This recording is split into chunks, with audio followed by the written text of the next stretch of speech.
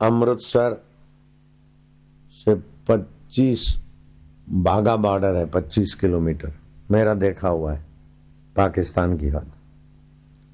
और बाघा बॉर्डर से 25 किलोमीटर दूरी पर अभी जो पाकिस्तान में आ गया, अमृतसर से 30-40 किलोमीटर दूरी पर कोई जगह थी, वहां शाह साहब रहते थे। शाह साहब की कृपा हुई तब बुल्ला शाह को शांति मिली। उसके पहले बुल्ला एक किसान का नौकर था। हल चलाते चलाते 2 घंटे हो जाते तो बैल बेचारे आराम करें। बैलों को पेड़ के नीचे बांध दिया और खुद छायादार वृक्ष के नीचे टिल्ले पर ध्यान मग्न हो गया, क्योंकि दोपहर हुई। भोजन, मानसिक भोजन संतों को कराते थे। मन से ही संत आए हैं, चावल परोस दिए, रोटी परोस दी, सब्जी परोस दी। ऐसे मानसिक भोजन करा रहे थे। मानसिक भोजन कराते कराते देखा कि गर्मी है तो दही देना भी जरूरी है। मानसिक था तो हाथ में लोटा था पानी का, उसको दही के भावना से संतों को अर्पण करना था। इतने में उनका सेठ आ गया। देखा कि बैल तो छाया में हवा खा रहे हैं। ये कहाँ गया नौकर, बुलिया कहाँ गया? इधर उधर देखा, गुस्सा आया। कामचोर है, उसको पता ही नहीं कि इतना ईमानदार नौकर है। देखा कि वो उधर बैठा है, आंखें बंद करके। पीछे खड़े रहे, ध्यान से सुनना।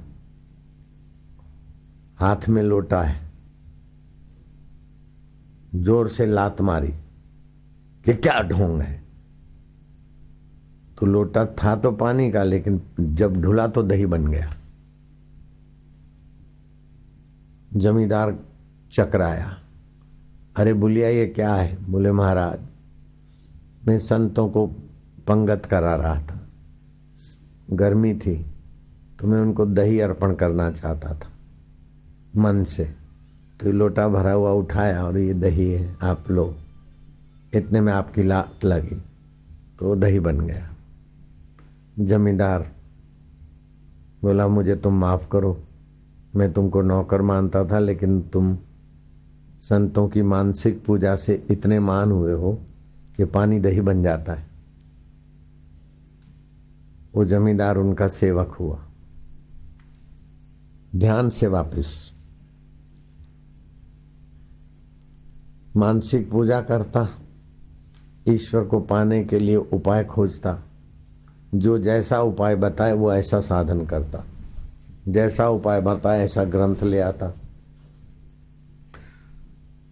किसी मजहब को अथवा किसी उपाय बताने वाले को बुलाने,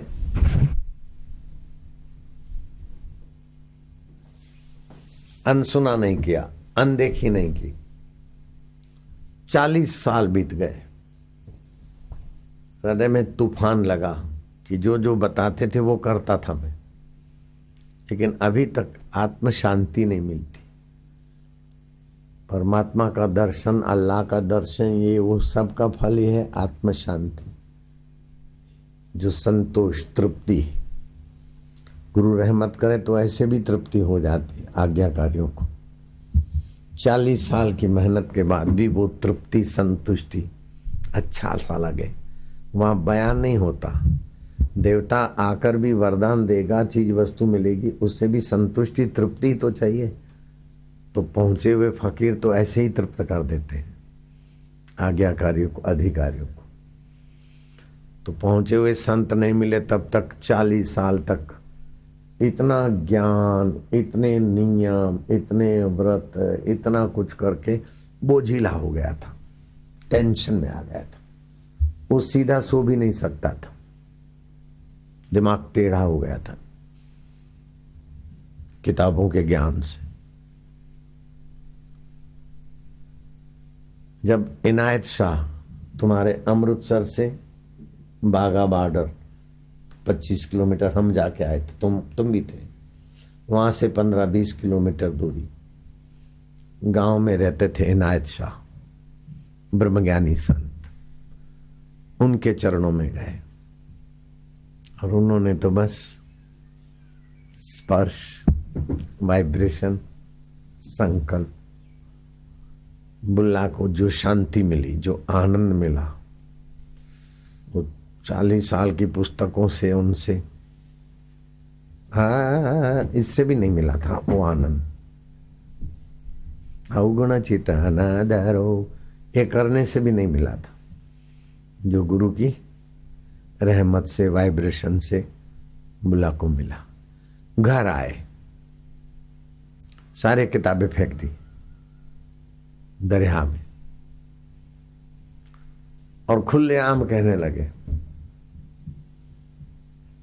तस्बीह तोड़, किताबें फेंक पानी में, माला वाला तोड़ दो, किताबें पानी में फेंको। अगर है शौक मिलने का तो हरदम लौ लगाता जा, न जा मक्के न जा काशी। मंदिरों में, मक्कों में क्या रखा है? हाजरा हजूर ब्रह्मज्ञानी संत नहीं मिले तब तक बोझा उठाना काय को। ब्रह्मज्ञानी की मत कौन बखाने, ब्रह्मज्ञानी की गत ब्रह्मज्ञानी जाने। ब्रह्मज्ञानी गुरु के बिना सब धक्के खा रहे। कुएं में भांग पड़ी है और वो भांग का पानी पी पी के सब मत वाले हैं। कभी ये करूंगा तो ठीक हो जाऊंगा, ये करूंगा तो ठीक हो जाऊंगा, बीटेक करूंगा तो ठीक हो जाऊंगा, ये मैंने मिलाया। ऐसा करूंगा, सीए बनूंगा, बीए बनूंगा, एमडी बनूंगा, आईएएस बनूंगा, क्लीलिट बनूंगा, सुखी हो जाऊंगा। झक मारना है। ऐसे झक मार के कई मेरे पास आ गए शांति पाने के लिए, डिलीट वाले भी, सीएम और पीएम पद वाले भी। तो बुल्ला शाह को चिढ़ चढ़ गई कि जब तक साक्षात्कार नहीं हुआ तो अल्लाह का रास्ता दिखाने वाले, भगवान का रास्ता दिखाने वाले लल्लू पंजू हमारा 40 साल बिगाड़ा, ऐसे समाज का भी समय बिगाड़ते। तो उसने हल्ला बोला, ये 40 साल मेरे बिगड़े और सिर भारी हो गया, गर्दन टेढ़ी होके ही रहती थी, सीधी गर्दन भी नहीं रख पाता था।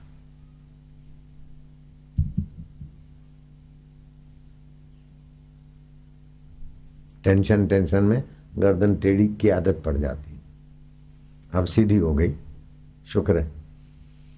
बुल्ला की तो टेढ़ी ही रहती थी, सोते समय भी टेढ़ी गर्दन रहती थी ज्ञान के बोझ से।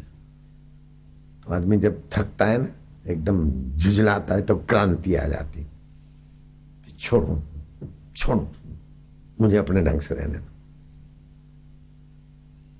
तो बुल्ला शाह ने हल्ला बोल दिया, आम करो तेम करो, ना मंदिर में जाओ, आम करो ते करो, બધું ફગાવી दो। आत्म साक्षात्कारी गुरु हृदय मंदिर में ले जाते, वही सार है, बाकी सब बेकार है।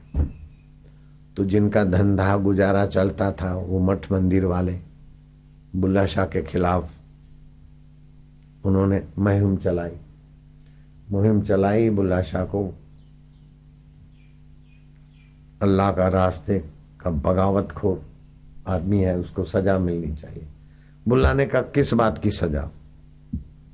बोले, तुम मंदिर मस्जिदों का और परंपराओं का और पुस्तक पढ़ने का और माला घुमाने का विरोध करते हो, इसीलिए तुमको सजा मिलनी चाहिए।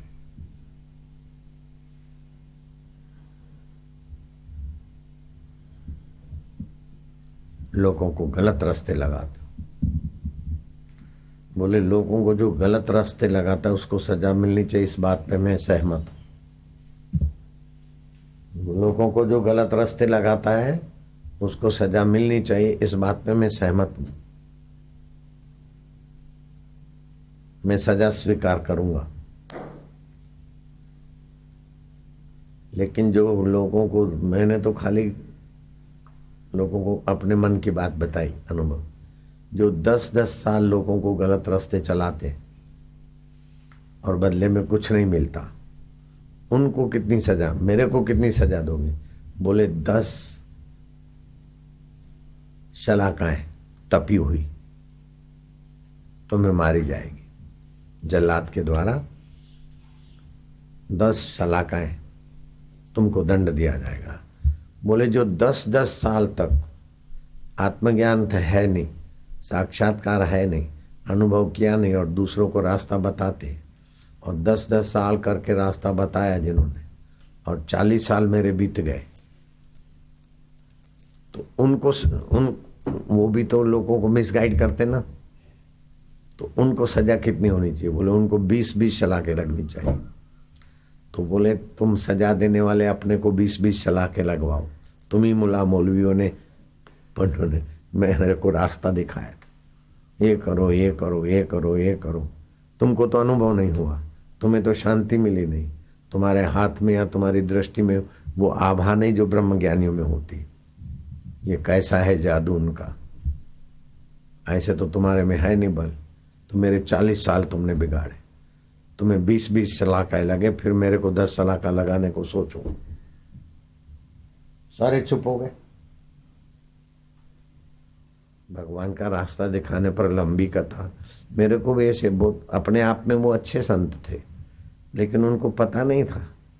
तो मैं जब ईश्वर प्राप्ति के लिए खूब घूमा, तो 98 साल के दूध पे रहते मेरे को बताया 12 साल इधर जप करो, 12 साल इधर, 12 साल इधर, 12 साल यहाँ, फिर भगवान मिलेंगे।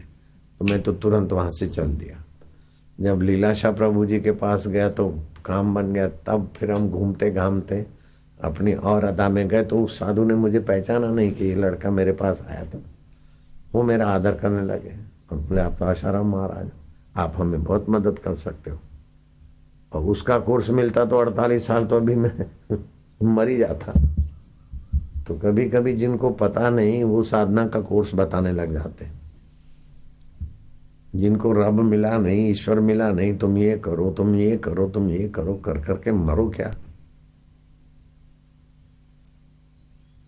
देर नहीं, दुर्लभ नहीं, परे नहीं। अगर रहबर रिझ जाए तो उसकी खाली एक निगाह से, गुरु जी की एक निगाह से बायोजीत प्रसन्न हो गए, दूसरी मुस्कान से गदगद हो गए, हाथ रखने से तृप्त हो गए। अब बाकी आखिरी बचा है, बस उससे भी पूरा कर दिया। ऐसा भी तो होता है। पूर्ण गुरु की कृपा,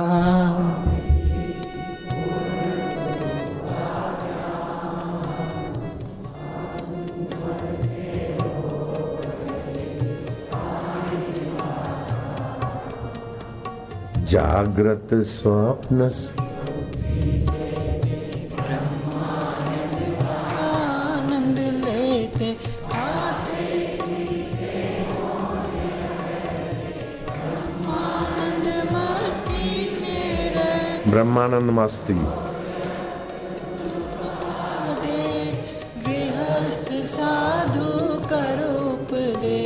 नारायण नारायण।